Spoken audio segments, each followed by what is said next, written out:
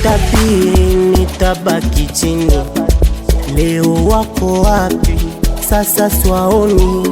Wale waliosema sitofika mbali, sasa waulize hapa ni wapi? Tushatumika sana mwaka wa kupita, japo mateso, kunyanyasika, kulala njaa. Sasa tunashukuru Mungu tumefunga vikombe, tumejipanga, undo mwaka wa kulingana na